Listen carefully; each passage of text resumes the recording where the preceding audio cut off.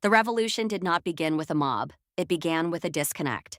In 18th century France, the monarchy still looked magnificent. Versailles glittered, court rituals continued. Silk, gold, ceremony, the spectacle of stability remained intact. But beneath the marble floors, pressure was building. Bread prices were soaring, harvests were failing.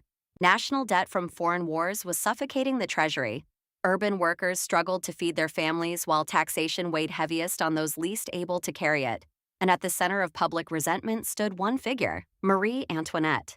Whether she ever said, "Let them eat cake," is historically doubtful, but the phrase endured because it captured a perception that the crown had lost contact with reality.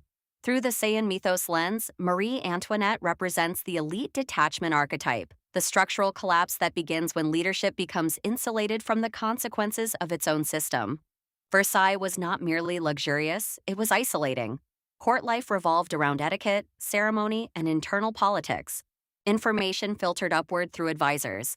Dissent was muted. Ritual replaced feedback. The palace became a closed ecosystem, visually grand, structurally fragile. Elite detachment is rarely intentional cruelty. It is informational blindness. When power becomes insulated, it loses friction. Without friction, calibration fails. Without calibration, perception drifts. The queen became a symbol because symbols simplify complexity. Pamphlets portrayed her as extravagant, foreign, indifferent. Whether exaggerated or not, the narrative found traction because the public no longer saw reflection, they saw distance. And distance erodes legitimacy. By 1789, economic strain transformed into political mobilization. Crowds marched to Versailles. The royal family was forced back to Paris. Authority that once seemed immovable cracked under accumulated resentment. Marie Antoinette was executed in 1793.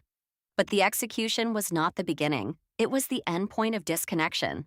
The French Revolution was not triggered by silk gowns or palace banquets. It was triggered by the widening gap between power and consequence.